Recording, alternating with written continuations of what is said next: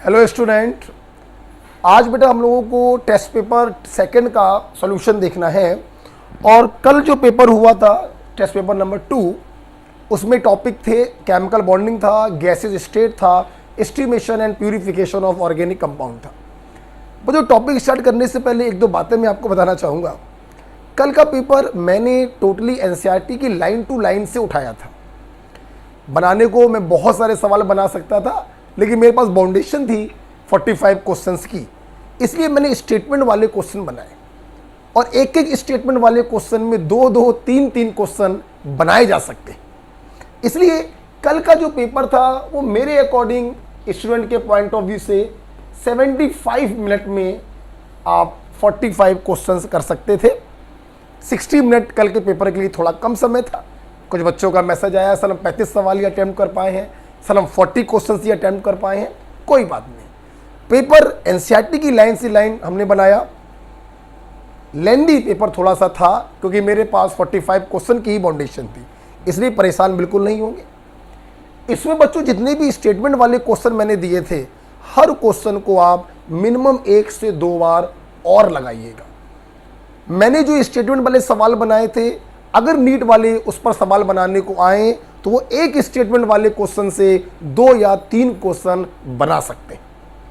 इसलिए पेपर बहुत ही अच्छा था, बस थोड़ा सा टाइम कंज्यूमिंग था, तो कोई इशू नहीं है। आप ये मान के चलिएगा 75 मिनट का पेपर था कल वाला। ओके, आइए बेटा, अब हम लोग टाइम बर्बाद नहीं करेंगे, अपने क्वेश्चन को डिस्कस करेंगे। आपने हमसे 45 में 26 क्वेश्चंस पूछे हैं। जैसे पहला सवाल आपने हमसे क्या पूछा है, देखिए बेटा प्यूरिफिकेशन ऑफ ऑर्गेनिक कंपाउंड में एक कॉन्सेप्ट आपने हमसे पढ़ा था, क्रोमेटोग्राफी।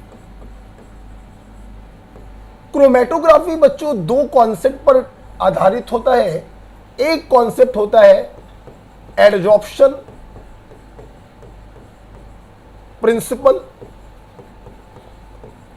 और कुछ क्रोमेटोग्राफी ऐसी होती हैं जो पार्टीशन कॉन्सेप्ट पर बेस्ड होती है। एडजॉर्प्शन प्रिंसिपल पर बहुत सारे एग्जाम्पल हैं। जैसे पहला एग्जाम्पल आप देख सकते हैं कॉलम क्रोमेटोग्राफी, दूसरा एग्जाम्पल आप देख सकते हैं thin layer chromatography. Thin layer chromatography,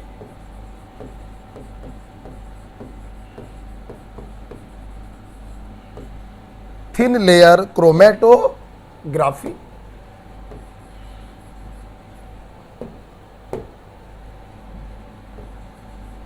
right बेटा। अच्छा, पार्टीशन कॉन्सेप्ट पर हमारे पास होते हैं, आपने देखा होगा, ट्रिक बताई थी मैंने, L² बराबर P²। Paper chromatography is based on partition concept, इसीलिए इसको हम लोग पार्टीशन क्रोमेटोग्राफी भी कहते हैं। थिन लेयर क्रोमेटोग्राफी में बच्चों जो मोबाइल फेज होती है वो गैस की नहीं लिक्विड की होती है, और जो स्टेशनरी फेज होती है, जो स्टेशनरी फेज होती है वो सॉलिड की होती है। थिन लेयर क्रोमेटोग्राफी का ही कॉन्सेप्ट होता है रिटार्डेशन फैक्टर। सवाल ये है कि रिटार्डेशन फैक्टर हमें क्या बताता है, तो मैं लिखवाना चाहूंगा, इट डिसाइड रिलेटिव एडजॉर्प्शन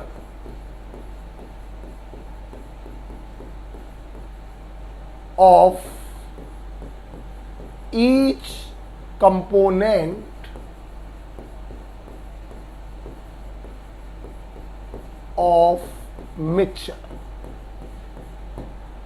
जिस मिक्सचर को आप सेपरेट कर रहे हैं वाया थिन लेयर क्रोमेटोग्राफी, इसको हम TLC भी कहते हैं। इसको क्या कह सकते हैं, TLC भी कहते हैं शॉर्ट में। तो उस मिक्सचर के जो कंपोनेंट हैं उनकी एड्जॉर्बिंग कैपेसिटी क्या है, कौन जल्दी एड्जॉर्ब होगा, कौन बाद में एड्जॉर्ब होगा, इस चीज को डिसाइड करता है रिटार्डेशन फैक्टर। कैसे निकालते हैं रिटार्डेशन फैक्टर को, तो जरा सुनिएगा बच्चों मेरी बात। देखो,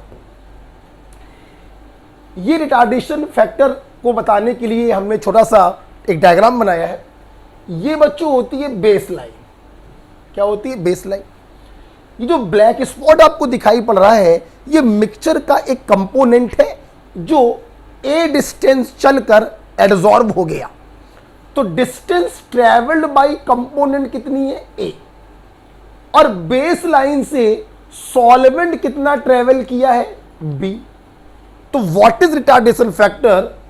distance travelled by component from base line upon distance travelled by solvent from base line, this is called retardation factor. इसलिए बच्चों आप इसका आंसर क्या टिक करेंगे? First is the right answer.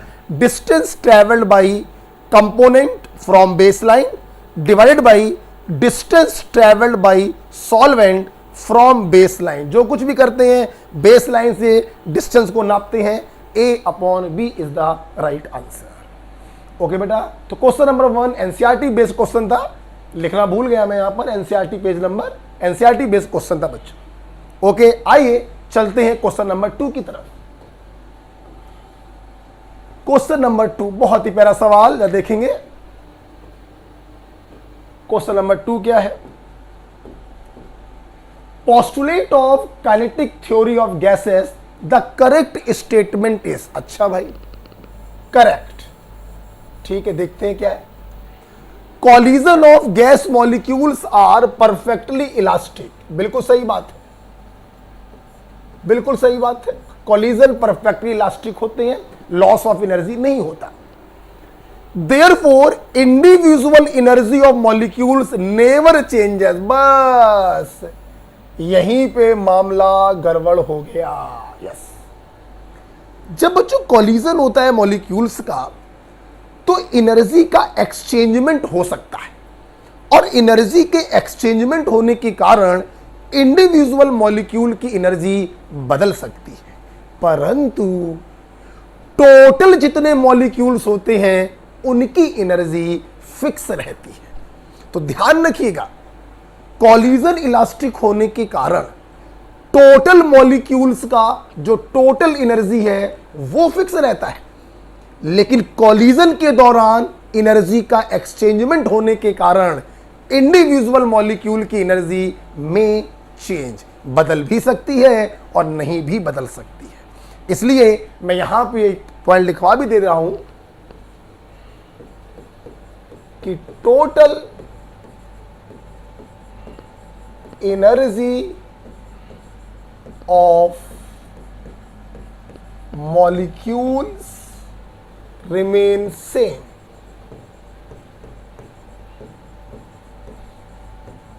But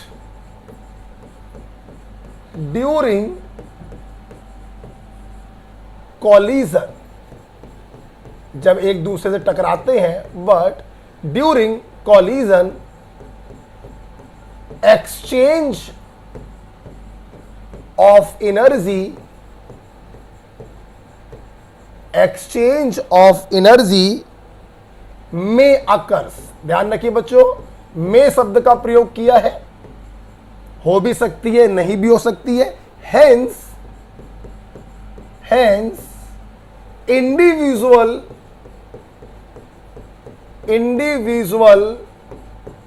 energy of molecule में चेंज। तो total energy बच्चों same रहती है, इंडिविजुअल एनर्जी सेम रह भी सकती है और सेम नहीं भी रह सकती। इसलिए देखिए ये वाला जो ऑप्शन है बेटा ये फॉल्स हो गया। ध्यान दीजिए बेटा, आधी लाइन सही लिखी हुई है, कॉलिजन इलास्टिक है, लेकिन दूसरी आधी लाइन गलत हो गई है। Total energy remain same, individual energy may change due to exchangement of energy during the collision। Okay, ये एनसीईआरटी पेज नंबर 144 पर ये सेंटेंस लिखा हुआ है एनसीईआरटी में। Next, different particles in the guys have different speed. Yes, बिल्कुल सही बात है, और स्पीड जब डिफरेंट होती है तो काइनेटिक एनर्जी भी डिफरेंट होगी। तो ये स्टेटमेंट 2 है। There is very slightly force of attraction. गलत, गलत। Kinetic theory of gas for ideal gas हमसे कहती है कि आइडियल गैस के बीच में कोई भी फोर्स ऑफ अट्रैक्शन नहीं होता, इसलिए ये स्टेटमेंट भी गलत है। तो सिर्फ एक ही स्टेटमेंट सही है, दैट इज सेकेंड। जरा सा आप चूके और बहुत से बच्चों ने आंसर टिक कर दिया फोर्थ। बच्चों को लगा एनर्जी रिमेन सेम, उन्होंने इंडिविजुअल पर ध्यान नहीं दिया, उनको ये सही लगने लगा जबकि ये गलत है। तीसरा वाला बच्चों को लगा कि हाँ यार थोड़ा बहुत फोर्स तो लगता है, अबे थोड़ा बहुत फोर्स रियल गैस पे लगता है, और kinetic theory of ideal gas हमसे कहती है आइडियल गैस में कोई भी फोर्स ऑफ अट्रैक्शन नहीं लगता, इसलिए ये वाला स्टेटमेंट भी क्या होगा, गलत होगा। The answer must be second. बहुत ही शब्दों से मैंने क्वेश्चन बनाए थे, बहुत ही प्यारे क्वेश्चन है, आप देख सकते हैं। चलिए क्वेश्चन नंबर 2 के बाद आपने क्वेश्चन नंबर 3 मेरे से पूछा है, आइए बेटा 3 वाला देखते हैं। आइए बेटा आराम से करते हैं। Which of the following statement is not correct? इनमें से कौन सा स्टेटमेंट सही नहीं है? सही नहीं है का मतलब क्या हुआ? फॉल्स। ध्यान रखिए कभी भी इस प्रकार के क्वेश्चन एग्जाम में आए, not correct, correct, not incorrect, तो आप सबसे पहले उस शब्द को ट्रू या फॉल्स में बदल लिया करिए कि ट्रू पूछ रहा है कि फॉल्स। नॉट करेक्ट, कौन सही नहीं है, मतलब क्या पूछ रहा है? कौन गलत है। फॉल्स स्टेटमेंट बताने आइए देखते हैं। पहला, only half filled orbital participate in hybridisation. बिल्कुल गलत बात, गलत बात है ये। हाइब्रिडाइजेशन में empty orbital, full filled orbital और हाफ फिल्ड ऑर्बिटल, सारे ऑर्बिटल इन्वॉल्व हो सकते हैं, इसलिए ये स्टेटमेंट क्या है बच्चों? गलत है। आप देखिए अगर मैं अमोनिया को देखूं तो नाइट्रोजन 5th ग्रुप का है, valence shell configuration 2s2 2p3 होगा, आप देख सकते हैं। ये वाला ऑर्बिटल फुल फिल्ड है जबकि ये ऑर्बिटल हाफ फिल्ड है। हम इन चारों को मर्ज करते हैं और मर्ज करने पर हमें 4 ही हाइब्रिड ऑर्बिटल मिल जाते हैं, मतलब हाइब्रिडाइजेशन हो गया sp3। तो आप देखिए हाइब्रिडाइजेशन में फुल फील्ड ने भी पार्टिसिपेट किया, हाफ फील्ड ने भी पार्टिसिपेट किया, इसलिए ये वाला स्टेटमेंट क्या हो गया? गलत हो गया। नाइट्रोजन ये देखिए इसके पास 4 sp3 हाइब्रिड ऑर्बिटल्स होंगी, जिसमें से एक होगी full filled, work as lone pair in sp3 hybrid orbital, और 3 हाइब्रिड ऑर्बिटल हाफ फील्ड होंगी जो हाइड्रोजन के हाफ फील्ड s ऑर्बिटल से ओवरलैप करेंगी और 3 सिग्मा बॉन्ड बनाएंगी। राइट, आप सब जानते हैं पहले से, तो पहला वाला गलत हो गया। The number of atomic orbital that get hybridise is equal to number of hybrid orbitals form. 4 atomic orbital आपने मर्ज करे, 4 हाइब्रिड ऑर्बिटल्स आपको प्राप्त हुई। यस बच्चों, सेकेंड वाला स्टेटमेंट ट्रू है। Promotion of electron is essential condition prior to hybridisation. गलत। आप बताइए क्या मैंने इस इलेक्ट्रॉन को एक्साइट करवाया? नहीं करवाया। एक्साइट करवाया भी जा सकता है और एक्साइट नहीं भी कराया जाता है, जरूरत ही नहीं है। 3 बॉन्ड बनाए थे, 3 हाफ फील्ड ऑर्बिटल्स हैं, इलेक्ट्रॉन को एक्साइट कराने की कोई जरूरत नहीं। इसलिए excitation of electron before hybridisation होता भी है, नहीं भी होता है, जबकि यह कह रहा है this is the essential condition कि एक्साइटेशन कराना ही कराना पड़ेगा हाइब्रिडाइजेशन के पहले। गलत बात, करा भी सकते हैं, नहीं भी करा सकते हैं। False statement. Hybrid orbitals are more effective in formation of stable bond. बिल्कुल सही बात है। प्योर ऑर्बिटल से इतना इफेक्टिव ओवरलैपिंग नहीं होता है जितना इफेक्टिव ओवरलैपिंग हाइब्रिड ऑर्बिटल से होता है, because hybrid orbitals are more directional than pure atomic orbital. इसलिए बच्चों ये वाला स्टेटमेंट क्या हो गया, ट्रू हो गया। Hybrid orbitals are directed in space in some preferred direction, बिल्कुल सही बात है।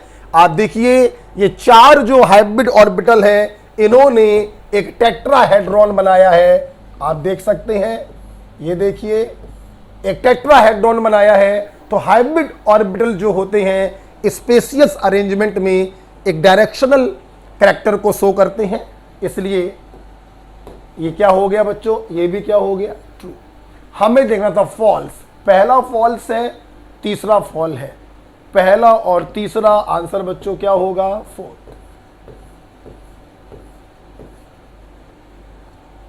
आज ये कुछ गड़बड़ कर रहा है बोर्ड।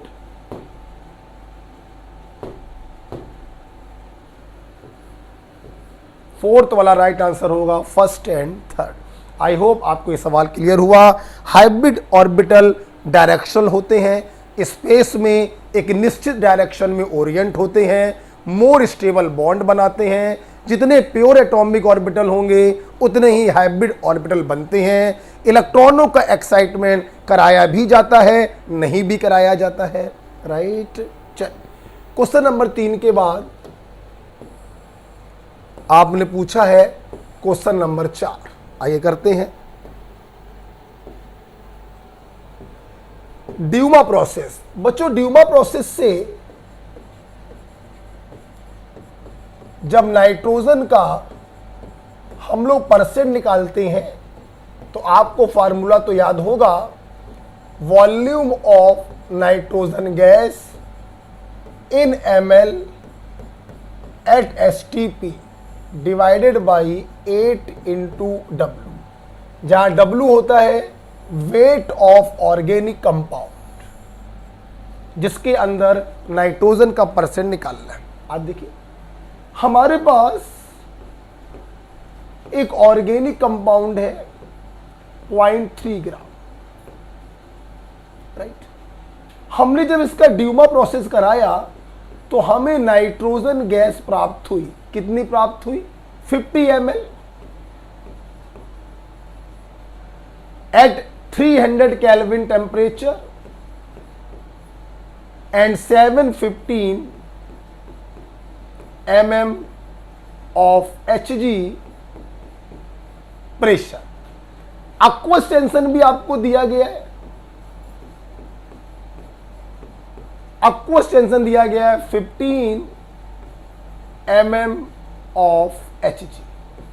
देखिए आपको अच्छे से बच्चों मालूम है, अगर एक्वस टेंशन क्वेश्चन में दिया जाता है तो क्वेश्चन में दिए गए प्रेशर में से हम एक्वस टेंशन को माइनस कर देते हैं तो ड्राई गैस का प्रेशर आ जाता है 700 mm ऑफ Hg। अब ना ये प्रेशर मेरे किसी काम का है, ना ये प्रेशर मेरे किसी काम का है, मेरे काम का प्रेशर कौन सा है, 700 mm Hg। कभी भी एक्वस टेंशन क्वेश्चन में मेंशन हो, दिए गए टोटल प्रेशर से एक्वस टेंशन को माइनस कर देते हैं तो ड्राई गैस का प्रेशर आ जाता है। अब सुनिएगा बच्चों, ये जो वॉल्यूम आपको 50 ml दिया है, देख के बताइए क्या ये वॉल्यूम STP का वॉल्यूम है, नहीं। टेम्परेचर है 300 केल्विन जबकि STP होता है 0 डिग्री सेल्सियस 273 केल्विन। प्रेशर है 700 mm Hg जबकि STP पर प्रेशर होता है 1 एटमॉस्फेयर या 760 mm ऑफ Hg। मतलब this is not at STP। हमें चाहिए किस में होता है, STP पर चाहिए होता है, इसलिए सर्वप्रथम इस वॉल्यूम को STP के वॉल्यूम पे बदलना पड़ेगा with the help of equation P1 V1 upon T1 बराबर P2 V2 अपॉन T2। एक कंडीशन आप क्वेश्चन वाली मान लीजिए, गिवन इन क्वेश्चन, और एक कंडीशन आप मान लीजिए एसटीपी वाली। आइए वैल्यू रखते हैं। क्वेश्चन में गिवन प्रेशर कितना है 700, ना ये यूज होगा ना ये यूज होगा। क्वेश्चन में गिवन वॉल्यूम कितना है 50 ml में आया है। क्वेश्चन में गिवन टेम्परेचर कितना है 300 बराबर। एसटीपी पर प्रेशर कितना होता है 760 mm। बच्चे पूछते हैं सर 1 atm भी तो होता है। मेरे भाई जब यहां mm में रखोगे तो वहां भी mm में रखोगे। एसटीपी पर वॉल्यूम आपको निकालना है और एसटीपी पे टेम्परेचर होता है 0 डिग्री सेल्सियस या 273 केल्विन। बच्चों यहां से आप V2 को निकालेंगे और इस V2 को यहां पे सब्स्टिट्यूट कर देंगे, परसेंटेज ऑफ नाइट्रोजन आ जाएगा। मेरे ख्याल से आंसर कितना आया है 17 पॉइंट समथिंग आया। हाँ 17.46 आया है। आप इसको सॉल्व करेंगे, यहां से एसटीपी वाला वॉल्यूम निकलेगा, उसको यहां रखेंगे, W की जगह पे 0.3 रखेंगे तो नाइट्रोजन का परसेंटेज आएगा 17.46%। ओके, बात समझ में आ गई बेटा? इसको सॉल्व कर लेना और फिर परसेंट ऑफ नाइट्रोजन बराबर V2 को रख देना यहां से निकाल कर और W की जगह रख देना 0.3। ठीक है, आंसर आ जाएगा 17.4। तो इस ड्यूमा प्रोसेस में देखिए सबसे अच्छी बात यह होती है, ड्यूमा प्रोसेस से किसी भी नाइट्रोजनस कंपाउंड में नाइट्रोजन की परसेंट निकाली जा सकती है, जबकि जेल्डाल मेथड में कुछ लिमिटेशंस होती हैं। ड्यूमा प्रोसेस में अगर एक्वस टेंशन आपको दिया जा रहा है तो ऊपर दिए गए प्रेशर से एक्वस टेंशन को माइनस करेंगे तो ड्राई नाइट्रोजन गैस का प्रेशर आएगा। फिर आप चेक करिए क्या ये वॉल्यूम एसटीपी पर है। अगर ये एसटीपी पर हो तो डायरेक्ट उठा के रख दीजिए, लेकिन अगर ये एसटीपी पर नहीं है तो इसको एसटीपी पर बदलेंगे with the help of ideal gas equation P1V1 upon T1 बराबर P2V2 upon T2। Okay, V2 को निकाल के वहां रख दीजिए, W की वैल्यू 0.3 रख दीजिए, सॉल्व करेंगे 17.46 आएगा। ओके, चल फोर्थ के बाद आपने क्वेश्चन नंबर 5 हमसे पूछा है। ये क्या है भाई, देखिए जरा सब लोग। Which of following combination of orbital is correct. देखिए निगेटिव को पॉजिटिव में जोड़ रहे हैं, ये प्लस का साइन लगा है, जोड़ रहे हैं तो निगेटिव पॉजिटिव अपोजिट ओवरलैपिंग हो रही है, आउट ऑफ फेज ओवरलैपिंग हो रही है, डिस्ट्रक्टिव ओवरलैपिंग हो रही है, एंटी बॉन्डिंग मॉलिक्यूलर ऑर्बिटल बनेंगे। ये दोनों लोब छोटे हो जाएंगे, जबकि यहां देखिए इन्होंने जोड़ दिया है, ये बिल्कुल गलत है। अगर मैं इसका सही स्ट्रक्चर बनाकर दिखाऊं आपको तो आप इधर देखिए,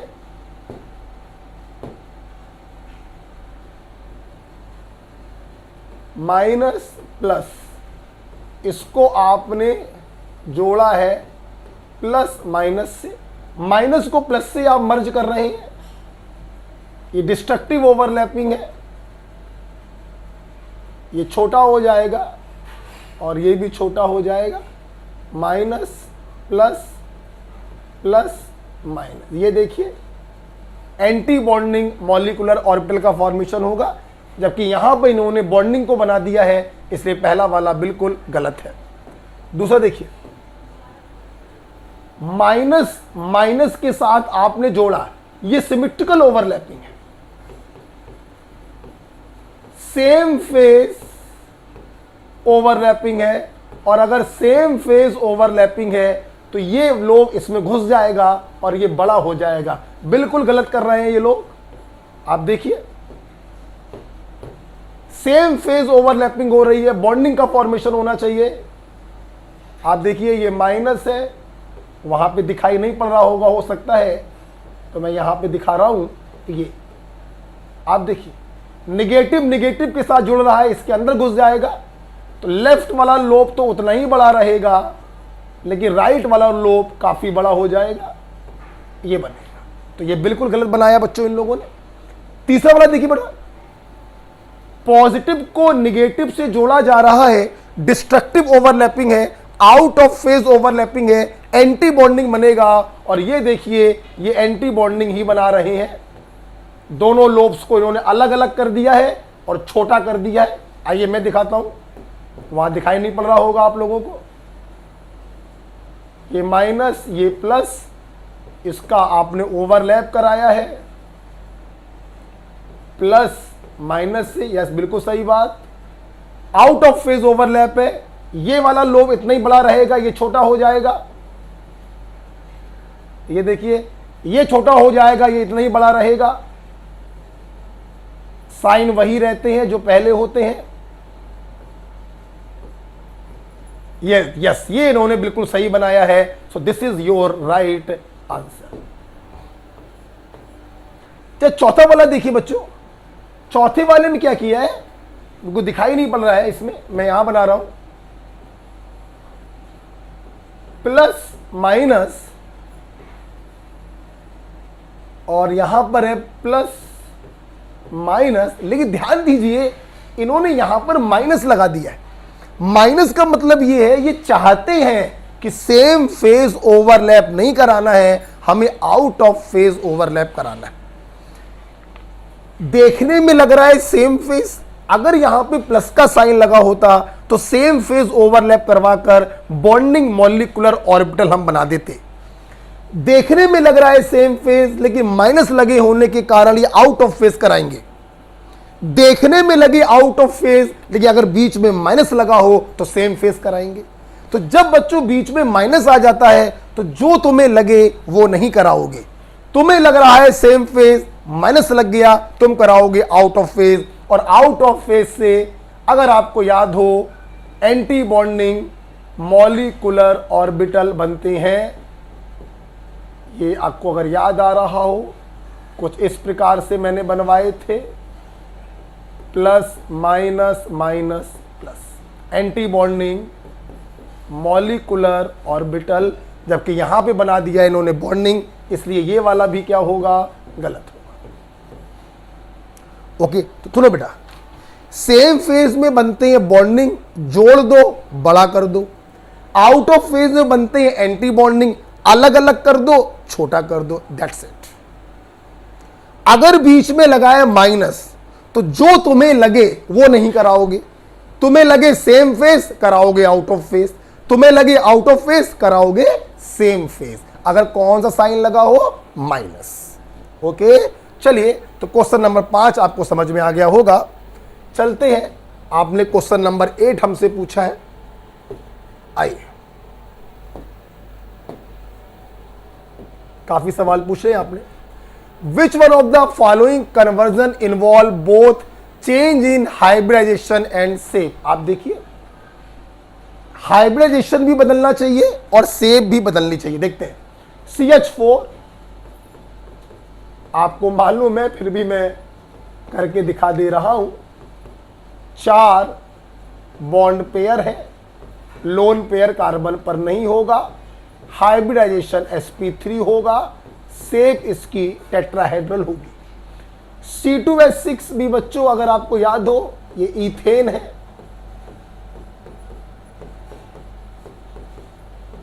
इथेन है। यहां पर भी प्रत्येक कार्बन ने 4 बॉन्ड पेयर बनाए हैं, लोन पेयर बच्चों 0 होंगे, हाइब्रिडाइजेशन sp3 होगा, शेप टेट्राहेड्रल होगी। ना हाइब्रिडाइजेशन बदला और ना ही शेप बदले, ये आंसर हो गया गलत। अमोनिया, अमोनिया अगर आप देखें 3 बॉन्ड पेयर है, 1 लोन पेयर है, हाइब्रिडाइजेशन होगा sp3, लेकिन शेप बच्चों होगी पिरामिडल। उम्मीद है आपको मालूम होगा। NH4 प्लस अपना लोन पेयर H प्लस को डोनेट कर देगा, तो बॉन्ड पेयर 4 है, लोन पेयर 0 है, हाइब्रिडाइजेशन sp3 है और शेप टेट्राहेड्रल है। तो शेप बदल रही है लेकिन हाइब्रिडाइजेशन सेम है, ये भी आंसर बच्चों नहीं होगा। तीसरा देखते हैं BF3। बोरॉन थर्ड ग्रुप का होता है, वैलेंस शेल में 3 इलेक्ट्रॉन होते हैं, तीनों का साझा कर लिया, कोई भी लोन पेयर नहीं होगा, 3 बॉन्ड पेयर हैं, 0 लोन पेयर होगा, sp2 शेप होगी ट्राइगोनल प्लेनर।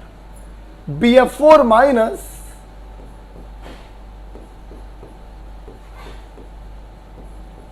एक F पर माइनस होगा, ऑक्टेट पूरा हो जाएगा, कोऑर्डिनेट बॉन्ड, और ये अपने तीनों इलेक्ट्रॉनों का साझा करेगा। इस प्रकार से देखिए बॉन्ड पेयर इस पे 4 हो गए हैं, लोन पेयर का सवाल ही पैदा नहीं होता, हाइब्रिडाइजेशन होगा sp3 और शेप होगी टेट्राहेड्रल। तो दोनों चीजें चेंज हो रही हैं, इसलिए बेटा आपका राइट आंसर क्या होगा? थर्ड। ओके, आइए यहीं पर मैं H2O और H3O प्लस भी बता दूं। ये देखिए H2O है, 2 लोन पेयर होते हैं, तो 2 bond pair, 2 lone pair, hybridisation sp3, shape होगी एंगुलर। अगर यहीं पर बात करें H3O प्लस की, तो वाटर के पास ये जो 2 लोन पेयर होते हैं, ये एक लोन पेयर H प्लस को डोनेट कर देता है और हाइड्रोनियम आयन बन जाता है। तो अब देखिए बॉन्ड पेयर हो गए हैं 3, लोन पेयर बचा है 1। हाइब्रिडाइजेशन आप ध्यान दीजिए, sp3 रहेगा, शेप क्या हो जाएगी? पिरामिडल। तो एक चीज बदल रही है, एक चीज सेम है, ये भी गलत आंसर होगा। Right answer is student third. I hope आपको समझ में आ गया होगा। क्वेश्चन नंबर 10 करने जा रहे हैं, मैं इसको हटाना जा रहा हूं बच्चों। Question number 10, the RMS velocity of hydrogen is √7 times two RMS velocity of nitrogen. Hydrogen की RMS वेलोसिटी √7 टाइम्स है नाइट्रोजन की RMS वेलोसिटी के। बच्चों आपको मालूम होगा RMS वेलोसिटी बराबर होता है √3 RT अपॉन m। 3 एक कांस्टेंट है, R एक कांस्टेंट है, तो हम लोग देख सकते हैं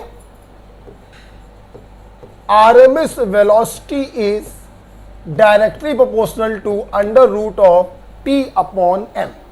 इसलिए अगर मैं फॉर्मूला बनाऊं VS2 अपॉन VN2, तो बराबर हो जाएगा TH2 upon MS2 into MN2 upon TN2। I hope आप समझ गए होंगे। टेम्परेचर के डायरेक्टली, मॉलिक्यूलर मास के इनवर्सली, टेम्परेचर के डायरेक्टली, मॉलिक्यूलर मास के इनवर्सली। ठीक, देखिए बेटा, VH2 और VN2 को इस तरफ ले आए तो रेशियो आएगा √7, तो इसकी जगह पर हमने सब्स्टिट्यूट कर दिया √7 बराबर TH2, मुझे नहीं मालूम, मॉलिक्यूलर मास ऑफ H2 2 होता है, मॉलिक्यूलर मास ऑफ नाइट्रोजन 14 दूनी 28। आइए सॉल्व करते हैं।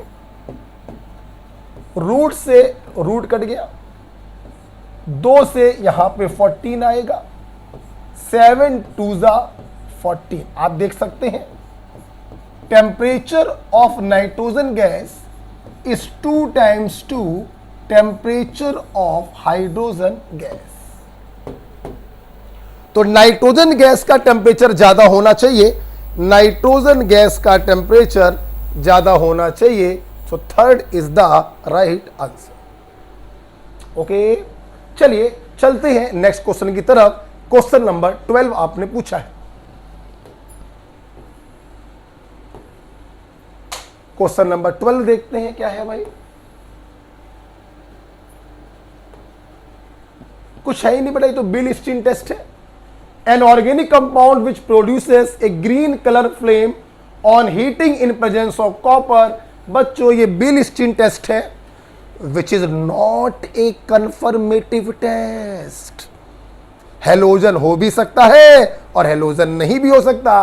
खैर इन चारों ऑप्शन में हेलोजन सिर्फ फर्स्ट ऑप्शन के पास है, तो राइट आंसर क्या होगा? First. Halogen may be present, may not be present. कौन सा हेलोजन बील स्टीन टेस्ट नहीं देता? Fluorine Beilstein test, copper wire test नहीं देता है, राइट। तो क्लोरोबेंजीन आंसर होगा, ना इसके पास हेलोजन, ना इसके पास हेलोजन, ना इसके पास halogen. Okay, next question number 12 के बाद बच्चों आपने क्वेश्चन नंबर 13 हमसे पूछा है। देखिए क्या है भाई 13, correct pair of compound which give blue colour and white colour when their Lassaigne test is separately done. सुनिए बच्चा, हमने लेसेगने टेस्ट करवाया है, तो एक ने हमको दिया है ब्लू कलर और एक ने दिया है व्हाइट प्रिसिपिटेट। आई होप आपको यह समझना चाहिए कि ब्लू प्रिसिपिटेट हमको मिलता है नाइट्रोजन की टेस्टिंग में और व्हाइट प्रिसिपिटेट हमको मिलता है क्लोरीन की टेस्टिंग में।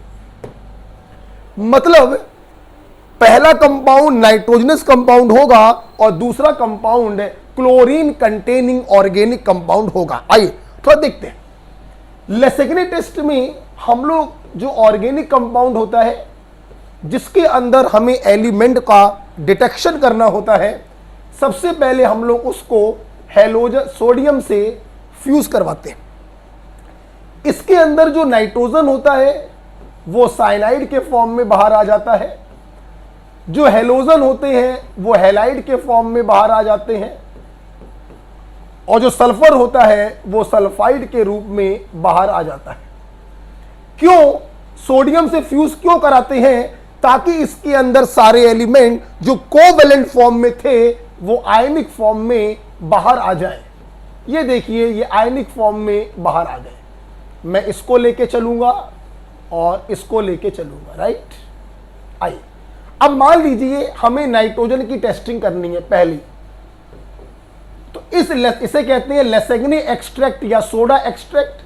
थोड़ा सा सोडा एक्सट्रैक्ट हम निकालते हैं और इसके ऊपर हम FeSO4 डालते हैं। तो अगर आपको प्रूसियन ब्लू कलर प्राप्त हो, अगर आपको प्रूसियन ब्लू कलर प्राप्त हो तो आप समझ जाना कि यहां पर साइनाइड है। अगर यहां पे साइनाइड है तो यहां पर नाइट्रोजन उपस्थित होगा। What is Prussian blue? It is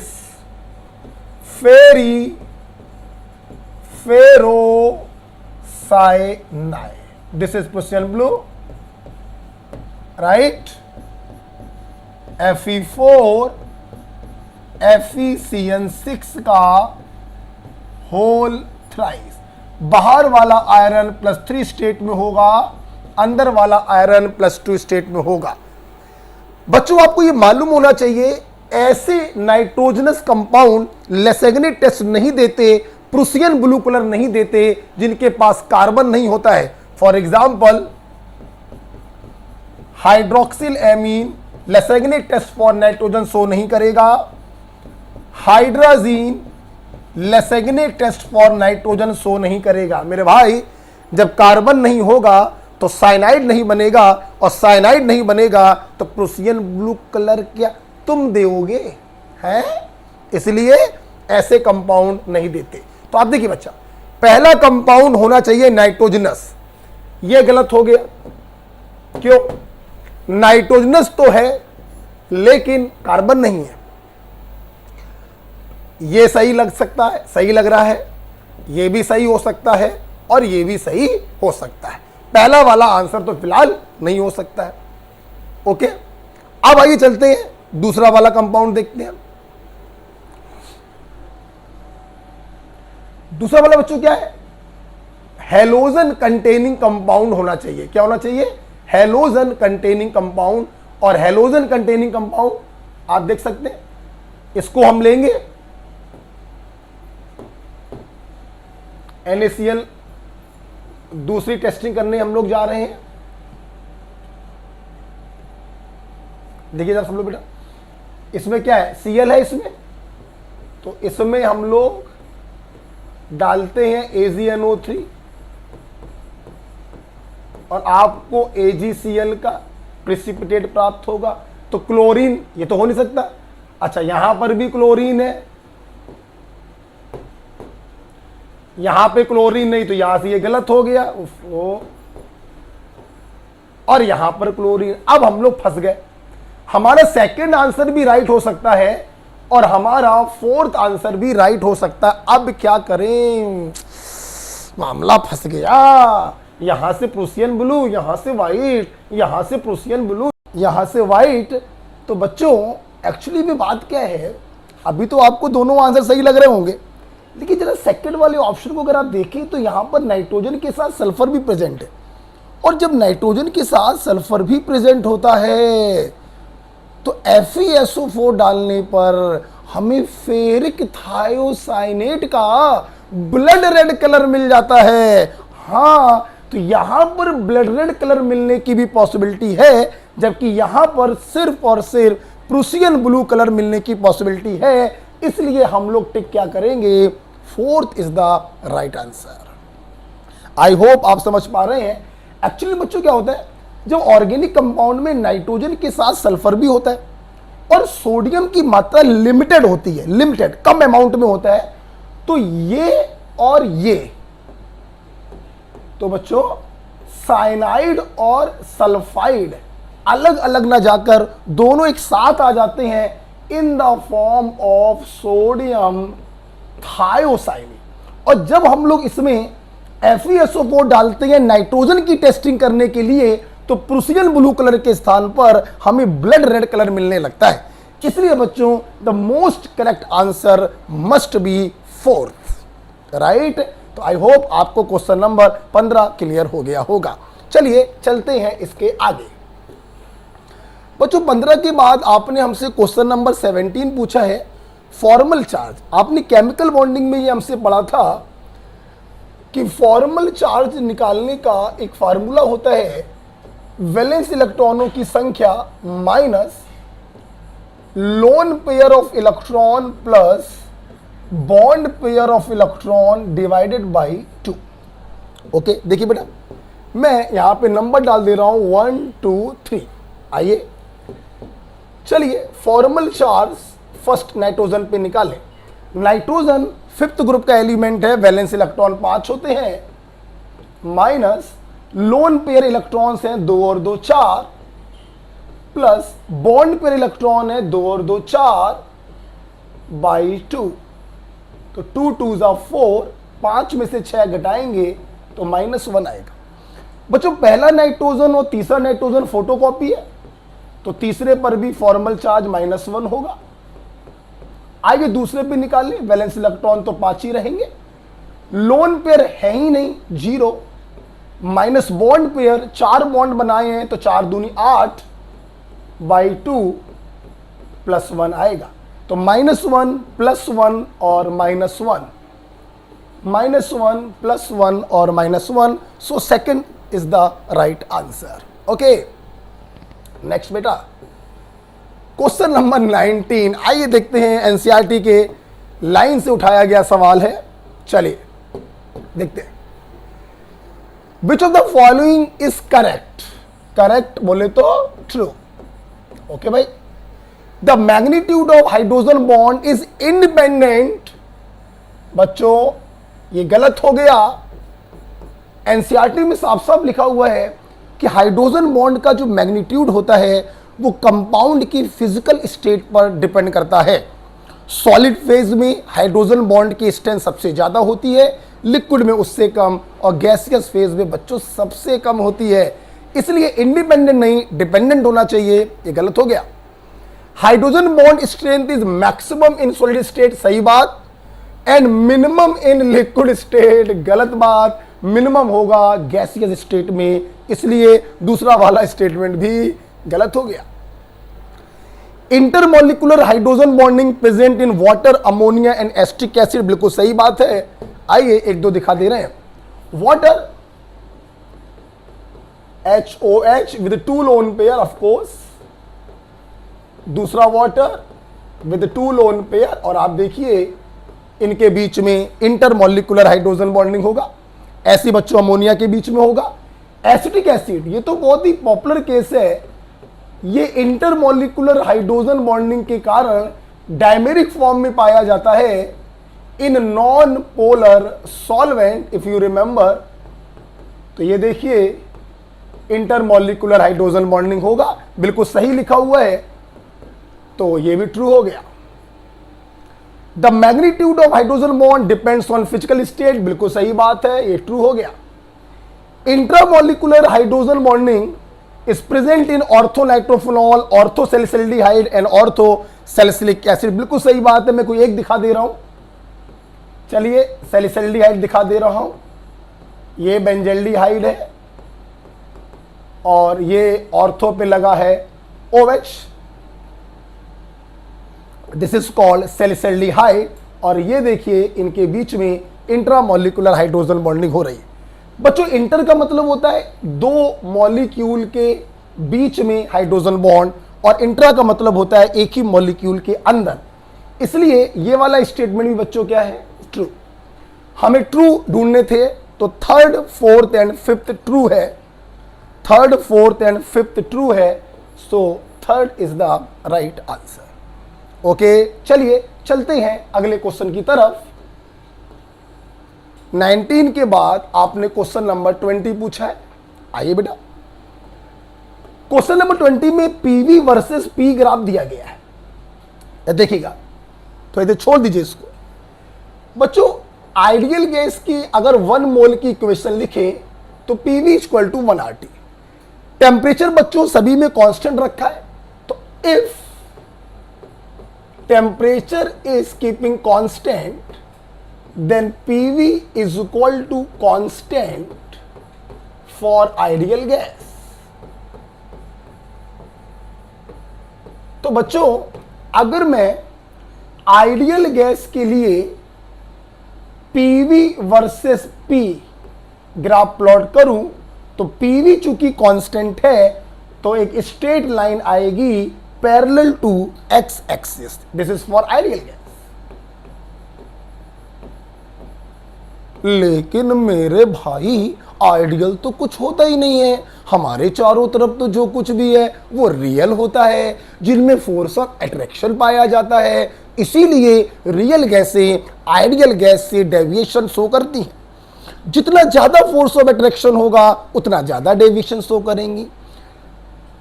ये आइडियल गैस की लाइन है, Z इक्वल टू 1 होता है, इसके नीचे Z is less than 1 negative deviation, और इसके ऊपर Z is more then 1 positive deviation.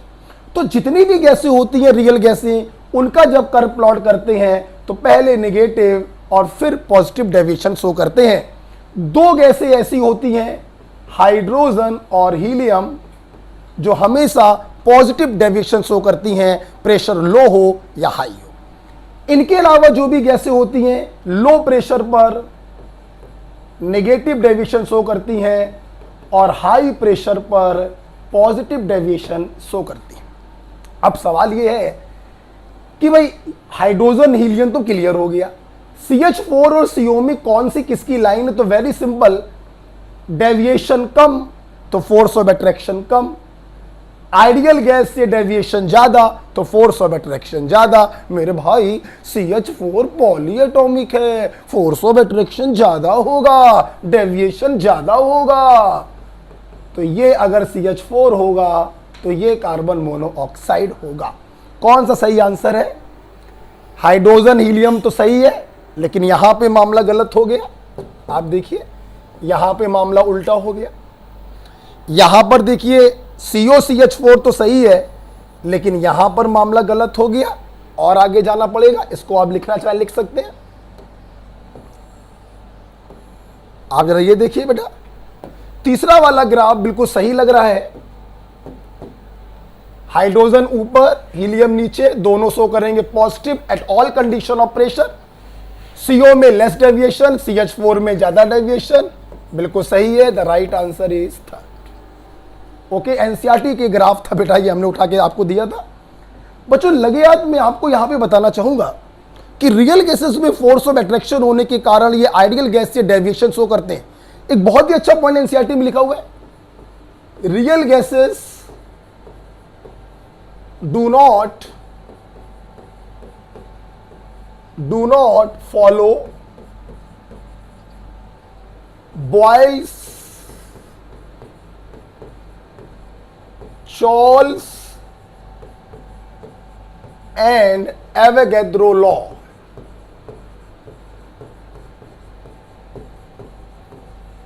At all condition of temperature and pressure. तो ये पॉइंट भी आप उसमें नोट कर सकते हैं। सो third is the right answer. Okay बच्चों, चलिए चलते हैं हम लोग एक स्टेप और आगे। क्वेश्चन नंबर आपने इसके बाद हमसे पूछा है 21। देखते हैं क्या है।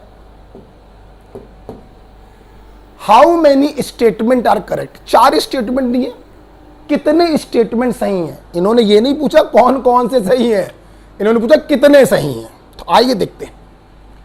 Electrostatic force that hold two opposite ions is included in intermolecular force of attraction. बिल्कुल गलत बात। इंटरमॉलिक्यूलर जो फोर्स होते हैं बच्चों, जो 2 पार्टिकल के बीच में लगते हैं, ये अट्रैक्टिव हो सकते हैं, ये रिपल्सिव हो सकते हैं, लेकिन इलेक्ट्रोस्टैटिक फोर्स और कोवेलेंट बॉन्ड इंटरमॉलिक्यूलर फोर्स में काउंट नहीं किए जाते हैं। मैं ये पॉइंट लिखना चाहूंगा,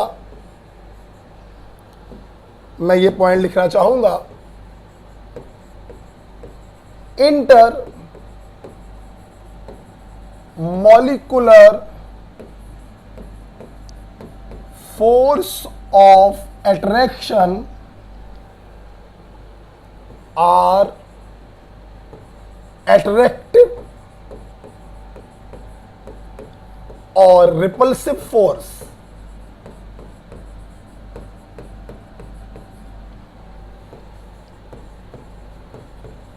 but they not include, ये फैक्ट है बच्चों, electrostatic force of attraction, electrostatic force between 2 opposite ions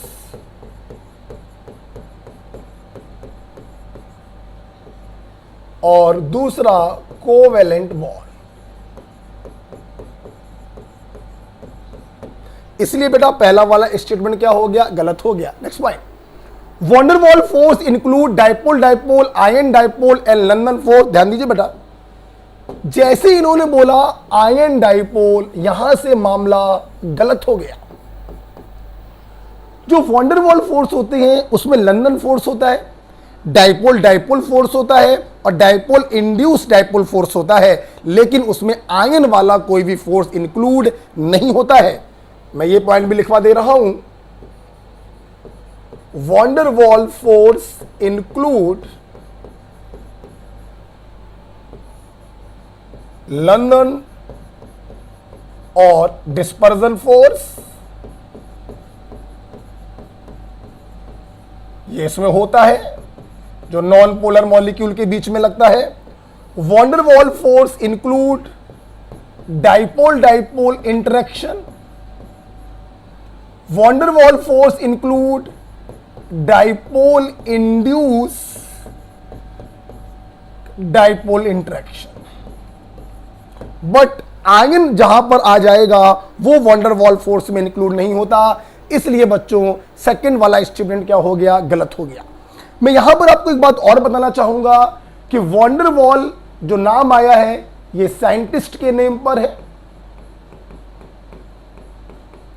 scientist के नेम पर है, और लंदन फोर्स जो है ये नाम भी साइंटिस्ट के नेम पर ही आया है। Next point, London forces are always attractive. Very important point, बिल्कुल सही बात लिखी हुई है। Intermolecular force may be attractive, may be repulsive, but London forces are always attractive. Interaction energy of London forces are directly proportional to 1/r⁶ and its magnitude depends on polarisability of particle. बच्चों बिल्कुल सही बात है, fact है ये। मैं थोड़ा सा बताना चाहूंगा, जैसा कि हमने देखा कि लंदन फोर्स जो होता है वो नॉन पोलर मॉलिक्यूल के बीच में लगता है। एक नॉन पोलर ये है, एक नॉन पोलर ये है, इनके बीच की डिस्टेंस है r। तो interaction energy is inversely proportional to r की पावर 6। ये चर्चा किसकी चल रही है? लंदन फोर्स की। Directly proportional to polarizability of particle. Yes बच्चों, मॉलिक्यूल का साइज जितना बड़ा होगा तो जब वो रोटेट करेगा तो पोलराइजेशन के चांस उतने ज्यादा होंगे, और पोलराइजेशन के चांस जितने ज्यादा होंगे लंदन फोर्स का मैग्नीट्यूड भी उतना ज्यादा होगा। तो हम लोग ऐसा बोलते हैं कि London force is directly proportional to size of particle, directly proportional to molecular weight of particle, directly proportional to polarizability of particle, and its magnitude is inversely proportional to r की पावर 6। तो 4 में से कितने statement सही हैं बच्चों? 2 statement सही हैं। सो द राइट आंसर इज 2। बहुत ही प्यारा सवाल। आप देखिए, एक एक मेरे स्टेटमेंट वाले सवाल पर 2-2, 3-3 क्वेश्चन आराम से बनाए जा सकते हैं। सो आई होप आपने इसको एंजॉय किया। जिस बच्चे को ना मालूम हो अपने नोट्स में इसको लिख ले। 21 के बाद बच्चों हम लोग चलना चाहेंगे नेक्स्ट। या एक बहुत ही प्यारा सवाल आपके सामने 22 देखेंगे। डाइपोल मूवमेंट आपको कंपेयर करना है। वाटर आपके पास है, NF3 आपके पास है और NH3 आपके पास है।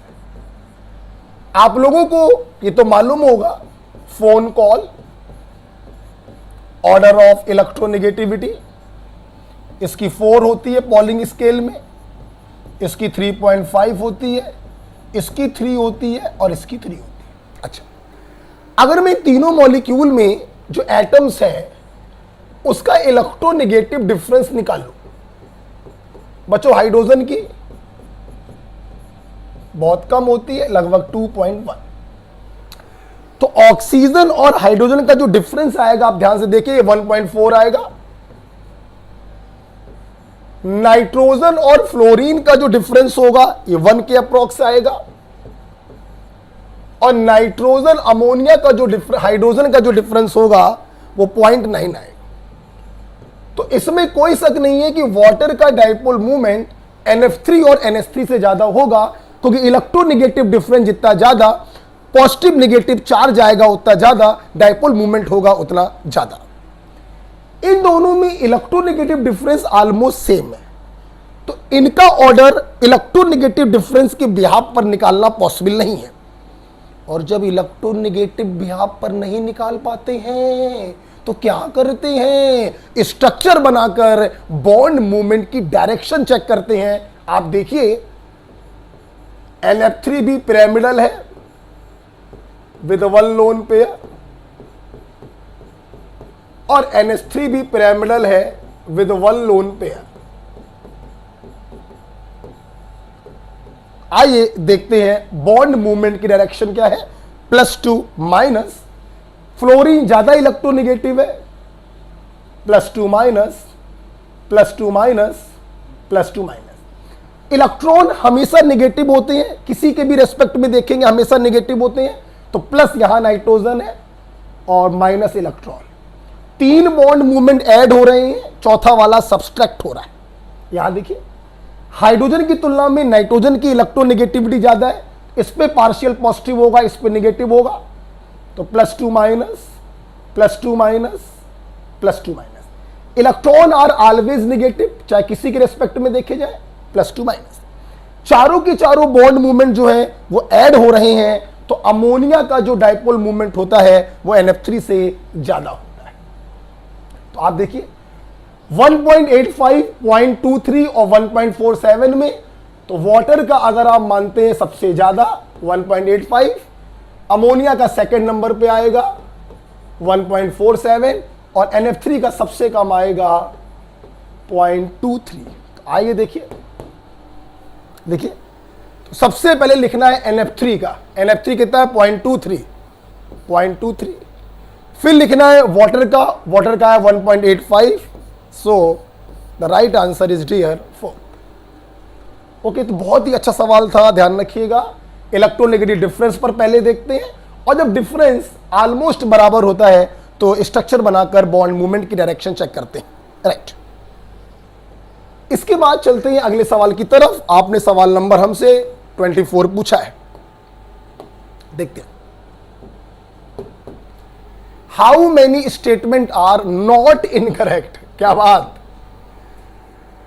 इनकरेक्ट मतलब गलत, नॉट मतलब नहीं। कितने स्टेटमेंट गलत नहीं है, मतलब कितने स्टेटमेंट सही हैं। तो इसका मतलब क्या हुआ कि एग्जामिनर आपसे पूछ रहा है ट्रू स्टेटमेंट। ध्यान रखिएगा, कभी भी नॉट करेक्ट नॉट इनकरेक्ट करके सवाल पूछा जाए, आप सबसे पहले लिखेंगे कि ट्रू पूछ रहा है या फॉल्स पूछ रहा है। नॉट इनकरेक्ट नहीं है गलत, मतलब सही, दैट इज ट्रू। देखते, dipole dipole interaction is directly proportional to 1 upon r की power 3 in stationary molecule while r की power 6 in rotating molecule। Notes में लिखवाया है, फैक्ट होता है, बिल्कुल सही बात है। Energy of hydrogen bond varies between 10 to 100 kilojoule पर मोल, फैक्ट है, आपको याद होना चाहिए। अब आप दिल पे याद रख के बताना बच्चों, क्या मेरे इस एक सवाल पर नीट के 4 सवाल नहीं बन जाएंगे? इसीलिए मैंने कहा था परेशान मत होना, ये पेपर 75 मिनट का था। सर आपने फिर ऐसी बदतमीजी क्यों करी कि 4 स्टेटमेंट बना के क्वेश्चन बना दिया? बेटा मेरी मजबूरी थी, मुझे 45 क्वेश्चन में सब समेटना था। तो ये कोई नीट का पेपर नहीं है ना, ये कोचिंग का पेपर है। हम लोग यहाँ पे अपनी प्रैक्टिस करेंगे और अधिक से अधिक चीजों की जानकारी लेंगे, ठीक है? सही है। Energy of a body arising due to motion of its atom और molecule is called thermal energy. बिल्कुल सही बात, ये थर्मल एनर्जी की डेफिनेशन होती है, ट्रू। किसी बॉडी के अंदर जो एटम और मॉलिक्यूल्स होते हैं उनके मोशन से जो एनर्जी पैदा होती है उसे हम थर्मल एनर्जी कहते हैं। आप अगर लिखने के मूड में हैं तो आप लिख सकते हैं थर्मल एनर्जी। शिट, ये आज जो है बोर्ड बहुत गड़बड़ कर रहा है। The energy arising due to motion of atoms or molecules of a body। किसी बॉडी के अंदर जो एटम्स और मॉलिक्यूल होते हैं उनके मोशन से जो एनर्जी पैदा होती है उसे थर्मल एनर्जी कहते हैं। This thermal energy is directly proportional to temperature. यही कारण होता है बच्चों, गैस की थर्मल एनर्जी सबसे ज्यादा, लिक्विड की थर्मल एनर्जी उससे कम और सॉलिड की थर्मल एनर्जी सबसे कम होती है। जितना ज्यादा बॉडी के एटम मूव करेंगे थर्मल एनर्जी उतनी ज्यादा होगी। गैस के पार्टिकल में मोशन सबसे ज्यादा होता है, थर्मल एनर्जी सबसे ज्यादा होती है। तो यहां से हम ये भी कह सकते हैं कि thermal energy is the measurement of average kinetic energy. Yes, thermal energy is the measurement of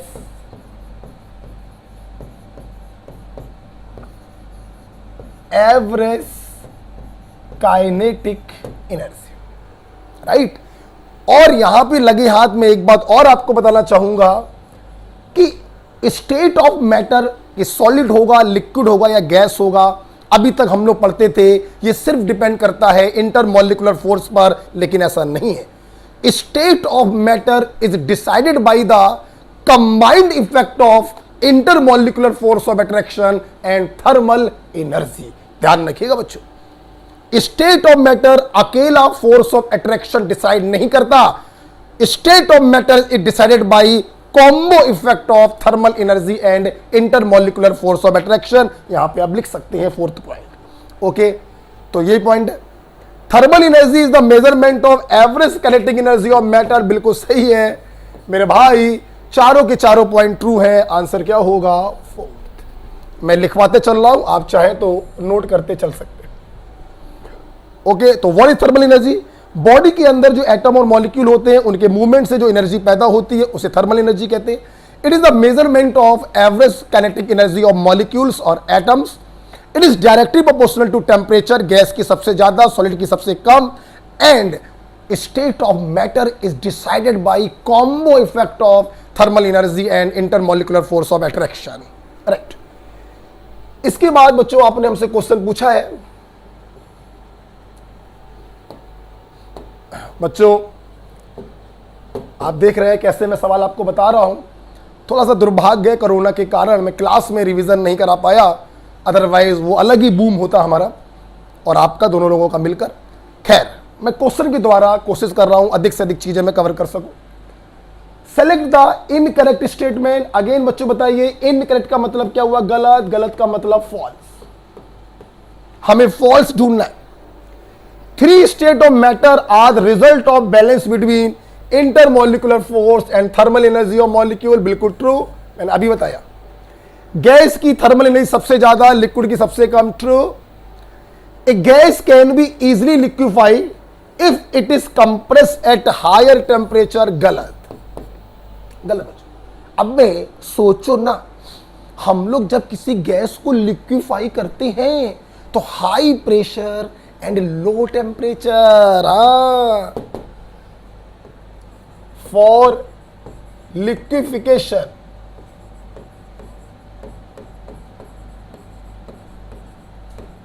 favorable condition are high pressure and low temperature. मेरे भाई, तुम्हें लिक्विफाई करना है, तुम्हें फोर्स ऑफ अट्रैक्शन बढ़ाना है, तुम्हें मॉलिक्यूल को पास पास लाना पड़ेगा और पास पास लाने के लिए प्रेशर बढ़ाओगे, टेम्परेचर कम करोगे. अबे टेम्परेचर साले बढ़ा दोगे तो मॉलिक्यूल दूर दूर नहीं चले जाएंगे, फिर कहां कंप्रेस होंगे, फिर कहां लिक्विड में बदलेंगे. तो low temperature high pressure favours the liquefaction of gas. ये गलत हो गया. इंटरमोलिकुलर फोर्स, यस बिल्कुल सही है, सॉलिड में सबसे ज्यादा होता है और गैस में सबसे कम होता है. तो इनकरेक्ट स्टेटमेंट ढूंढना था, थर्ड वाला इनकरेक्ट हो गया. 26 का आंसर हो गया बच्चों थर्ड. राइट. क्वेश्चन नंबर 28 की तरफ चलते हैं. न्यूमेरिकल क्वेश्चन आइए देखते हैं. On a ship sailing in a Pacific Ocean where temperature is, आइए, टेम्परेचर दिया है 23.4 degree Celsius. Balloon is filled with 2 litre air. 2 litre air भरी है. What will be the volume of balloon when the ship reaches Indian ocean. Ship समुद्र में चलते चलते Pacific ocean में जब था तो कंडीशन ये थी, चलते चलते जब इंडियन ओशियन में पहुंच गया जहां पे टेम्परेचर है 26.1 डिग्री सेल्सियस, तो बताइए वॉल्यूम क्या होगा? Very simple. प्रेशर तो 1 एटमॉस्फेयर पैसिफिक ओशियन के ऊपर भी है और इंडियन ओशियन के ऊपर भी 1 एटमॉस्फेयर का प्रेशर होगा. तो प्रेशर क्या रहेगा बच्चों? कांस्टेंट. आप जानते हैं PV equal to nRT. Constant है, कांस्टेंट है, कांस्टेंट है. तो V1 अपॉन T1 बराबर V2 upon T2.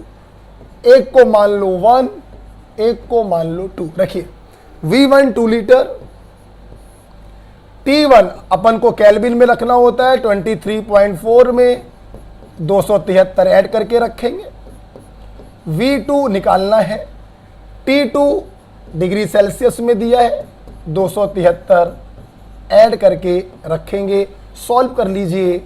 This is your answer. Okay, तो मेरे ख्याल से फर्स्ट आंसर आता है, मुझे मालूम नहीं है. Question number 28. Yes, first is the right answer.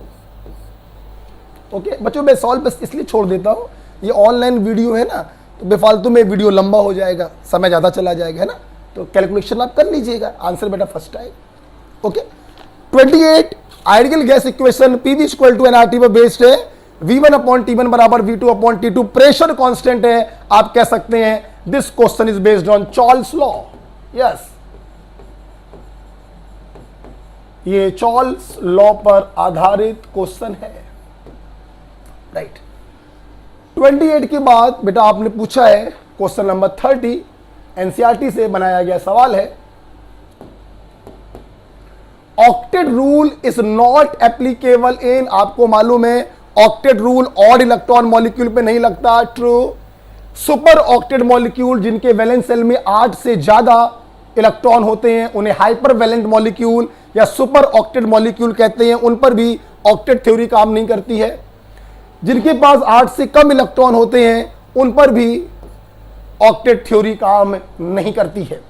Next point, octet theory stability of molecule के बारे में कोई जानकारी नहीं देता। ऑक्टेट थ्योरी शेप या स्ट्रक्चर ऑफ मॉलिक्यूल के बारे में कोई जानकारी नहीं देता। यही तो इसके ड्रॉबैक थे जिसके लिए हमें पढ़नी पड़ती है valence bond theory and VSEPR theory. तो ये वाला पॉइंट भी सही है। For the explanation of relative stability of molecule नहीं बता पाता। For the explanation of shape of molecule नहीं बता पाता। तो सारे स्टेटमेंट सही हैं, इनमें से कहीं पर भी ऑक्टेट रूल अप्लाई नहीं होता है। तो 1 2 3 4 and 5 second is the right answer. Right बच्चों, ये सब आपको मैंने पढ़ाया है, क्लास में खूब बताया है। ये सब हाइपर वैलेंट है। PF5 1 2 3 4 5 वैलेंस शेल में 5 इलेक्ट्रॉन होते हैं, पांचों का यूज कर लिया तो 5 दूनी 10 इलेक्ट्रॉन हाइपर वैलेंट हो गया। यहां पर आ जाइए, BeS2 बेरिलियम के पास 2 इलेक्ट्रॉन होते हैं, दोनों का शेयरिंग कर लिया, फिर भी 4 इलेक्ट्रॉन हो पाए, हाइपोवैलेंट मॉलिक्यूल, राइट। और इलेक्ट्रॉन मॉलिक्यूल आपको मालूम है N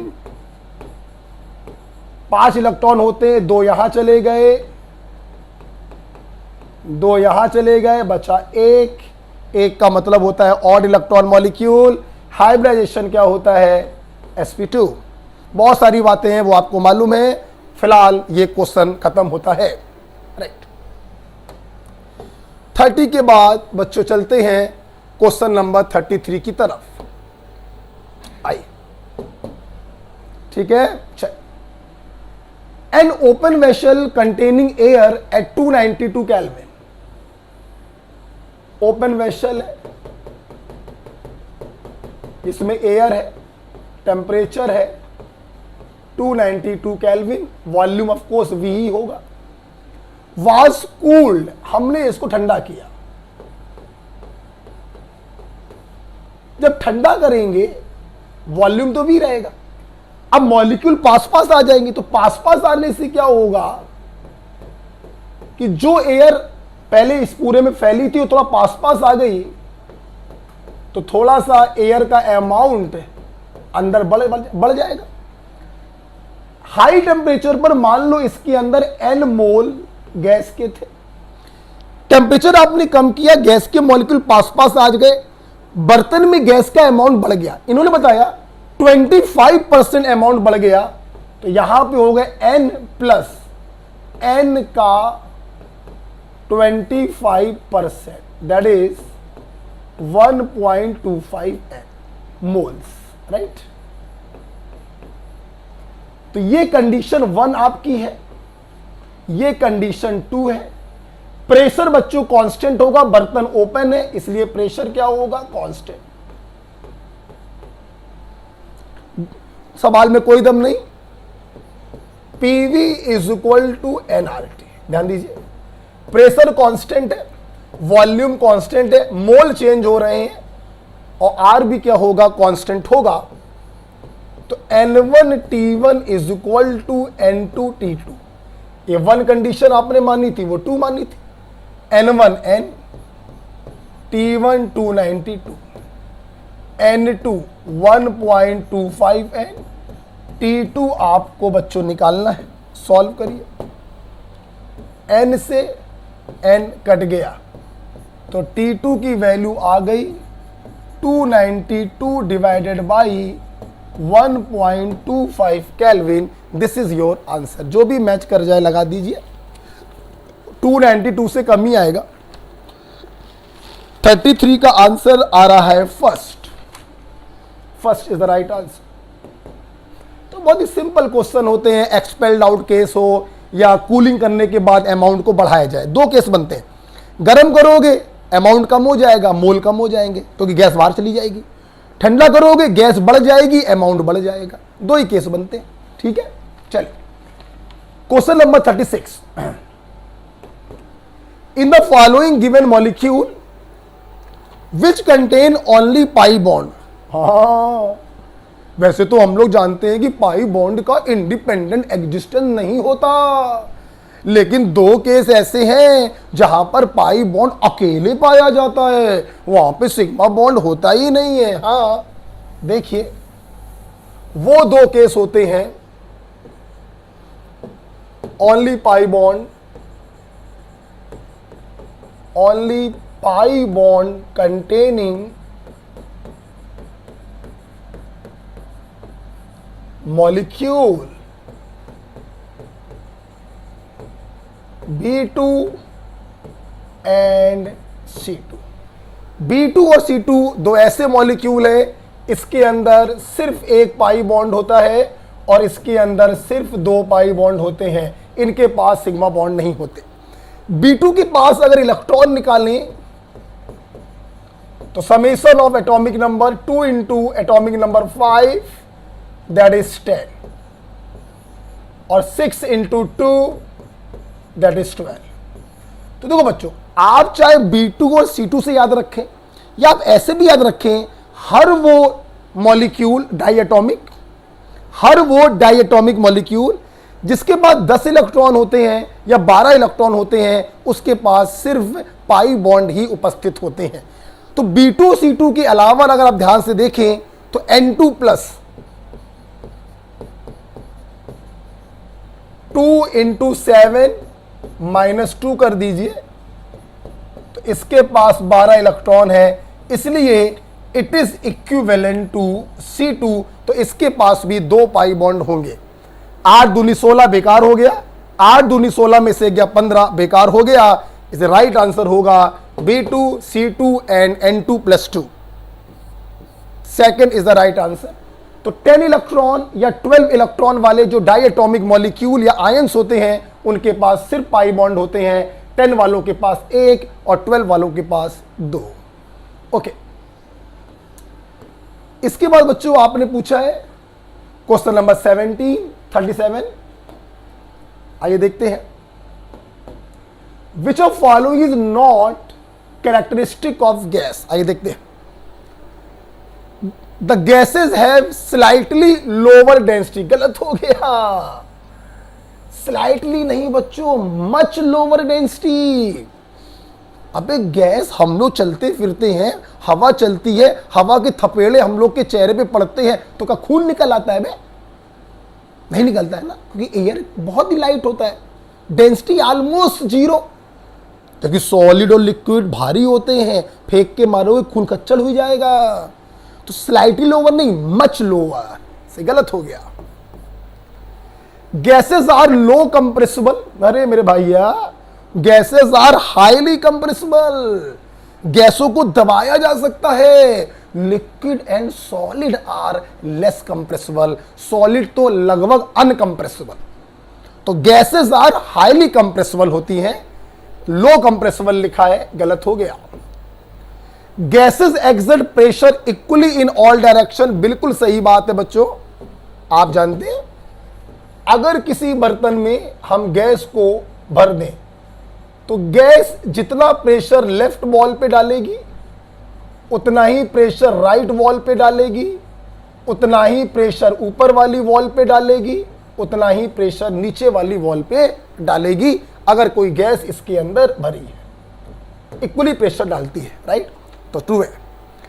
गैसेस मिक्सचर, मिक्सचर नहीं होना चाहिए बच्चों, यहां पे मिक्स, तो सही कर लीजिए।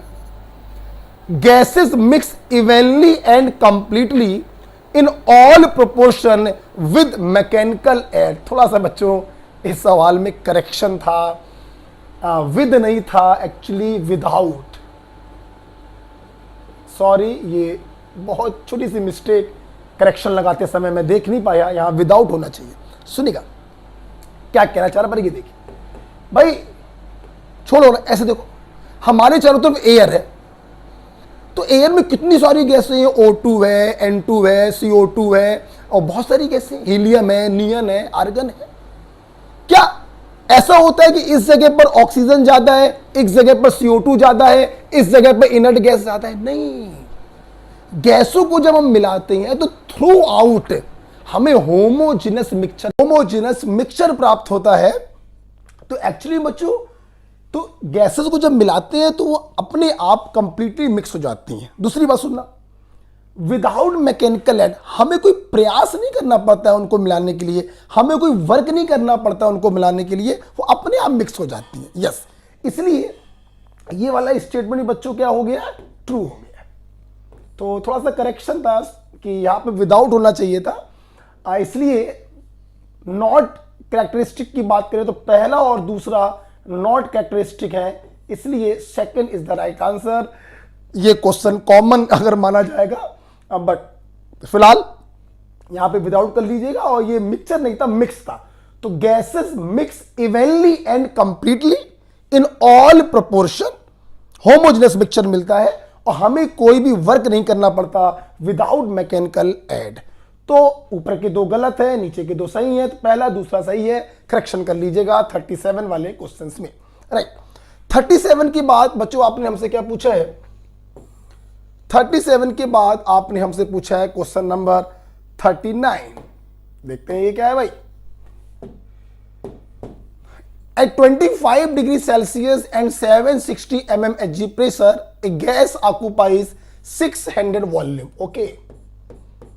टेम्परेचर है 25 डिग्री सेल्सियस, प्रेशर है 760 mm ऑफ Hg, वॉल्यूम है 600 ml. Okay, what will B it's pressure at A height, क्या प्रेशर होगा अगर हम इसको एक ऐसी ऊंचाई पर ले जाएं जहां पर टेम्परेचर है 10 degree Celsius and volume of gas is 64 ml. Yes बच्चों, ये भी थोड़ी सी मिस्टेक है इस क्वेश्चन में, 640 ml है, सॉरी करेक्शन है।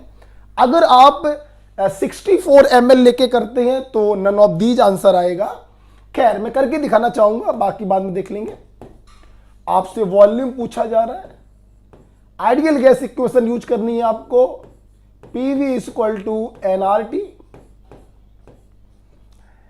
ये कांस्टेंट है, ये कांस्टेंट है, प्रेशर वॉल्यूम और टेम्परेचर चेंज हो रहे हैं, तो P1 V1 अपॉन T1 बराबर P2 V2 अपॉन T2। एक कंडीशन आप मान लीजिए 1 और एक कंडीशन आप मान लीजिए 2। राइट, चलिए P1 रखिए 760, V1 रखिए 600, T1 25 दिया, 273 ऐड करेंगे 298 केल्विन आ जाएगा। P2 आपको निकालना है, V2 तो दिया गया था 640 ml, करेक्शन कर लीजिएगा, अपॉन T2 कितना है 10, 273 जोड़ेंगे 283 आएगा। सॉल्व करिए यहां से, P2 की वैल्यू शायद सेकंड ऑप्शन आता है, so this is your answer. Okay, इसलिए क्वेश्चन नंबर 39 में हाँ एक करेक्शन है, और आंसर में करेक्शन नहीं कर रहा हूं मैं, सेकेंडरी रख रहा हूं मैं आंसर, बस ये एक करेक्शन कर लीजिएगा 640 ml। छोटी सी मिस्टेक देखने में हुई है, ये एनसीईआरटी का क्वेश्चन है, पेज नंबर 142 पर ये दिया गया है। ओके, नेक्स्ट अगला क्वेश्चन बच्चों आपने हमसे पूछा है क्वेश्चन नंबर 40। तो 39 में करेक्शन बच्चों हो गया, और इसके पहले वाला क्वेश्चन जो था उसमें करेक्शन हो गया, 37 वाले में करेक्शन हो गया, वहां पे विदाउट कर लीजिएगा। ठीक है, अच्छा, condition for the combination of atomic orbital. Atomic orbital जब कंबाइन करते हैं उसकी क्या कंडीशन, सब आपको मालूम है, पढ़ते हैं। The combining orbitals must have the same symmetry about the molecular axis. बिल्कुल सही बात, बिल्कुल सही बात मेरे भाई। जिस एक्सिस के अलोंग ऑर्बिटल्स अप्रोच कर रहे हैं तो सिमेट्रिकल वे में अप्रोच करने चाहिए। दोनों ऑर्बिटल ऐसे आ रहे हैं, एंड टू एंड ओवरलैपिंग होगी, सिग्मा बॉन्ड बनेगा। दोनों ऑर्बिटल लैटरली अप्रोच कर रहे हैं तो लैटरल ओवरलैपिंग होगी, पाई बॉन्ड बनेगा। लेकिन सोचो ना, एक ऐसे आए और एक ऐसे आए तो कोई बॉन्ड नहीं बनेगा। तो ओवरलैपिंग की भी एक सिमेट्रिकल तरीके से होती है। तो पहला वाला बिल्कुल सही लिखा है। There should be maximum overlapping, जितनी ज्यादा ओवरलैपिंग होगी उतना स्ट्रॉन्ग बॉन्ड बनेगा, यह भी अच्छी चीज है, सही चीज है। The combining orbitals must have the nearly same energy, yes, लगभग बराबर एनर्जी होनी चाहिए ओवरलैपिंग करने के लिए भी और हाइब्रिडाइजेशन के लिए भी। आप लोग देखिए, आप लोग पढ़ते हैं 2p का ओवरलैपिंग 2p से अच्छा मानते हैं, लेकिन 2p का ओवरलैपिंग 3p से अच्छा नहीं मानते। 2p का ओवरलैपिंग 4p से तो और बेकार हो जाता है। Is it clear? तो लगभग बराबर एनर्जी के होने चाहिए। तो ये स्टेटमेंट भी क्या है, सही है। आंसर टिक करेंगे fourth, all of these. Answer tick करेंगे फोर्थ, ऑल ऑफ दीज। तो ऑर्बिटल्स इंटर न्यूक्लियर एक्सिस के अलोंग अप्रोच होने चाहिए इस प्रकार से ताकि सिग्मा और पाई बॉन्ड का फॉर्मेशन हो, जीरो ओवरलैपिंग नहीं होनी चाहिए, मैक्सिमम ओवरलैपिंग हो ताकि स्ट्रॉन्ग बॉन्ड बनना चाहिए, और लगभग बराबर एनर्जी के ऑर्बिटल्स जब ओवरलैप करते हैं तो इफेक्टिव ओवरलैप होती है और बॉन्ड का फॉर्मेशन अच्छा होता है। तो all of these is the right answer. 40 के बाद आपने क्वेश्चन नंबर 41 पूछा है। आइए देखते हैं ये क्या है। एक न्यूमेरिकल क्वेश्चन लग रहा है। Two non reacting gaseous mixture A and B, A gas है और बी गैस है, आपस में रिएक्शन नहीं कर रही है। ये 70.6 ग्राम है, ये 167.5 ग्राम है, एक बर्तन में बंद है। अच्छा भाई, pressure of the mixture of gases in cylinder is 25 बार। इसका टोटल प्रेशर आपको दिया है 25 बार। अच्छा भाई, what will be the partial pressure of A and B? Partial pressure of A और पार्शियल प्रेशर ऑफ बी आपसे पूछा जा रहा है, और इनके मॉलिक्यूलर मास दिए हैं बच्चों 32 और 20। आई होप क्वेश्चन देख के आप समझ गए होंगे। This is the question based on Dalton's law of partial pressure.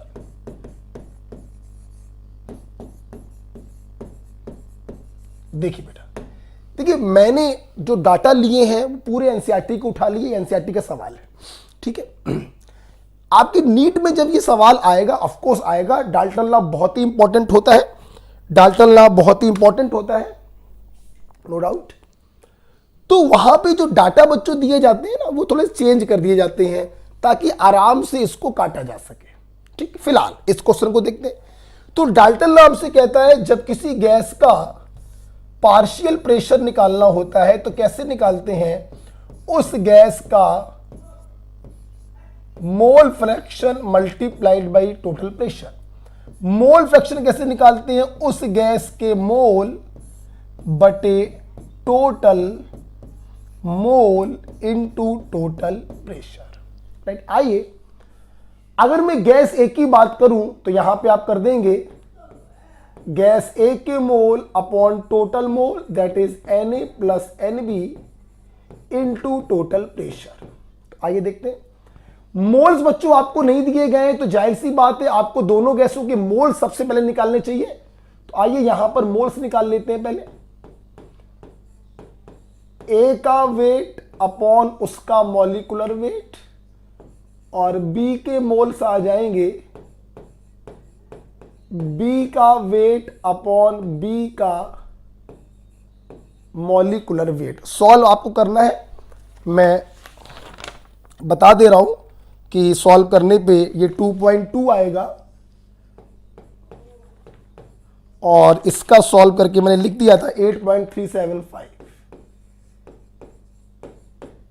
ठीक है। अब देखिए बच्चों, रख दो, वैल्यू रख दो, बस सॉल्व हो गया। तो moles of A 2.2 upon total moles into total pressure, ये बच्चों ए का आ गया। आप सॉल्व करेंगे तो ए का पार्शियल प्रेशर आता है 5.25। बच्चों मैं कैलकुलेशन में समय बर्बाद नहीं कर रहा हूं, राइट। टोटल प्रेशर आपको 25 बार दिया था। टोटल प्रेशर से ए के प्रेशर को आप माइनस कर दीजिए तो बी का प्रेशर आ जाएगा, मैं यहां पे लिख दे रहा हूं तो बी का प्रेशर आ जाएगा 25, टोटल प्रेशर से ए के प्रेशर को माइनस कर दीजिए, लगभग 19.75। सो the right answer is 1। Okay, तो मैंने डाटा जरूर बच्चों एनसीईआरटी के लिए लिए थे। क्वेश्चन बहुत ही सुंदर है, आपके नीट के लिए इंपॉर्टेंट है, बट जब सवाल आएगा तो डाटा आपको ऐसे दिए जाएंगे जो आसानी से कैंसल आउट हो सके। राइट, 41 के बाद आपने क्वेश्चन पूछा है क्वेश्चन नंबर 43। आइए देखते हैं 43 देखते हैं बच्चों। चलिए देखिए, which statement is wrong, wrong का मतलब फॉल्स लिख लीजिएगा। SATPI standard ambient temperature and pressure, temperature इस पे 25 डिग्री सेल्सियस होता है, प्रेशर बच्चों इस पे होता है 1 बार, और molar volume, volume occupied by 1 mole gas is 24.78 litre. STP is standard temperature pressure, 0 degree Celsius temperature, pressure होता है 1 एटमॉस्फेयर, वॉल्यूम होता है 1 मोल का 22.4 litre. This is standard ambient temperature and pressure, temperature होता है 25 डिग्री सेल्सियस, प्रेशर होता है 1 बार, और 1 मोल का वॉल्यूम होता है 24.78। तो at SATP molar volume of gas is more than STP, बिल्कुल सही बात है, दिस इज ट्रू, हमें सर्च करना है false. Highly compressible state of matter is gas, मैंने बताया था गैस को सबसे ज्यादा दबाया जा सकता है, हाईली कंप्रेसिबल स्टेट होती है, true. Critical temperature of CO2 is 30.98 degree Celsius, fact है, आपको याद होना चाहिए। Next point, gas below it critical temperature is called liquid, बस यहीं पर मामला गलत हो गया। आइए, क्रिटिकल टेम्परेचर वो मैक्सिमम टेम्परेचर होता है जिसके नीचे किसी भी गैस को प्रेशर डालकर लिक्विफाई किया जा सकता है। फॉर एग्जाम्पल फील करते हैं, मान लीजिए कोई गैस है, मान लीजिए कोई गैस है, आज लाइट ने बड़ा परेशान किया, नेट ने बड़ा परेशान किया, बोर्ड ने भी बड़ा परेशान किया टेस्ट 2 में। मान लीजिए इसका क्रिटिकल टेम्परेचर एग्जांपल के तौर पर 5 डिग्री सेल्सियस। ठीक, अब सुनना, हमें इस गैस को लिक्विफाई करना था। अच्छा, हमने इस गैस को एक बर्तन में भरा और ऊपर से एक मूवेबल पिस्टन लगाया। ठीक, यहां से क्या डालेंगे, प्रेशर। अब सुनना, प्रेशर डालकर इस गैस को लिक्विफाई तभी कर सकते हैं जब सराउंडिंग का टेम्परेचर उसके क्रिटिकल टेम्परेचर से कम हो। मतलब अगर ये प्रेशर तुम 4 डिग्री पे डालोगे तो ये लिक्विफाई होगी, 3 डिग्री पे डालोगे तो ये लिक्विफाई होगी, लेकिन अगर ये प्रेशर 6 डिग्री पर डालोगे तो गैस लिक्विफाई नहीं होगी। तो क्रिटिकल टेम्परेचर वो मैक्सिमम टेम्परेचर होता है जिसके नीचे किसी भी गैस को प्रेशर डालकर लिक्विफाई किया जा सकता है, और तब हम लोग इसको कहते हैं वेपर। क्या कहते हैं, वेपर। तो below its critical temperature gas can be liquefy by applying pressure and now it is called vapour, not liquid. इसलिए यहां पे जो लिखा है कि below critical temperature it is called liquid, no, below critical temperature it is called vapour, इसलिए ये वाला स्टेटमेंट गलत हो गया। तो यही आपका राइट आंसर होगा। तो क्रिटिकल टेम्परेचर वो मैक्सिमम टेम्परेचर होता है जिसके नीचे किसी गैस को प्रेशर डालकर लिक्विफाई किया जा सकता है, और तब हम इसे कहते हैं वेपर। ध्यान रखिए, एनसीईआरटी का लाइन से उठाया गया ये पॉइंट था। अब आप इस क्वेश्चन को देखिए, इस क्वेश्चन पर हम लोग नीट के 4 सवाल बना सकते हैं। सवाल आ जाए, critical temperature of CO2 is फलाना फलाना फलाना फलाना, right answer is 30.98 degree Celsius. तो बहुत सारे सवाल बनाए जा सकते हैं, इसलिए पेपर थोड़ा सा आपका लेंथी था। ओके, समझ में आ गया क्रिटिकल टेम्परेचर क्या होता है। ओके, इसके बाद बच्चों लास्ट क्वेश्चन है, क्वेश्चन नंबर 45, न्यूमेरिकल क्वेश्चन है, एनसीईआरटी एक्सरसाइज का सवाल है। देखिए, pressure of 1 gram of ideal gas ए,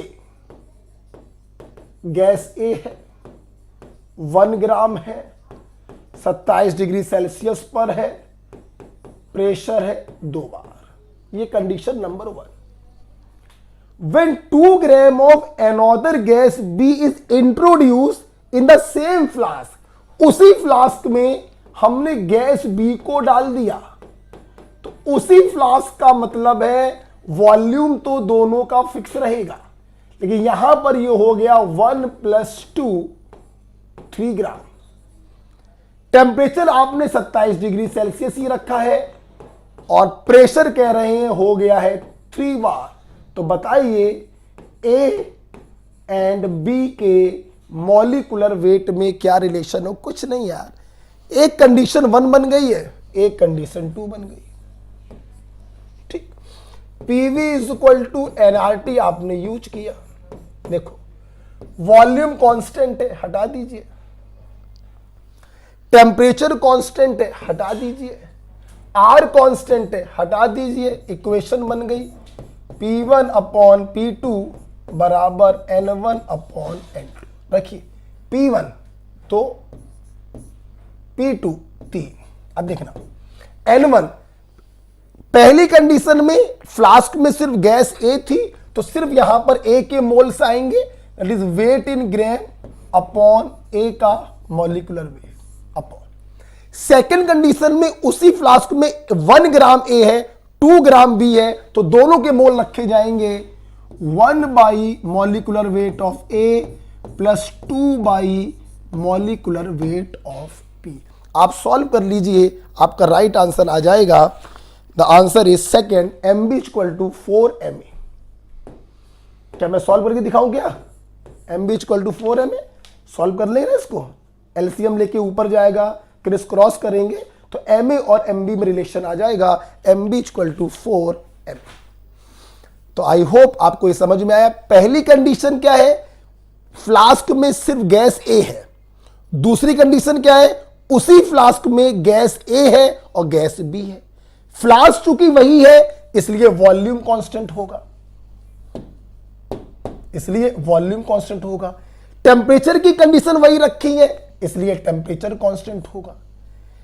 दूसरी कंडीशन में गैस बढ़ गई, अमाउंट बढ़ गया, तो जाहिर सी बात है प्रेशर बढ़ेगा। बिल्कुल, पहले प्रेशर था 2 बार, बाद में हो गया 3 बार। बताइए दोनों गैस के मॉलिक्यूलर वेट में क्या रिलेशन है? PV = nRT। जो चीजें कांस्टेंट है उसको हटा दीजिए, P1/N1 बराबर P2/N2 या P1/P2 बराबर N1/N2। सॉल्व करिए, आंसर आएगा। ध्यान रखिए N1 का मतलब है पहली कंडीशन में moles 1 molecular weight of A, और N2 का मतलब है सेकंड कंडीशन में मोल 1 Ma + 2 Mb। सॉल्व करेंगे, आपका रिलेशन आ जाएगा ऑन सॉल्विंग Mb = 4 Ma। ठीक है, एलसीएम ले लेना, Ma Mb ऊपर ले जाना, क्रिस क्रॉस करना, सॉल्व हो जाएगा।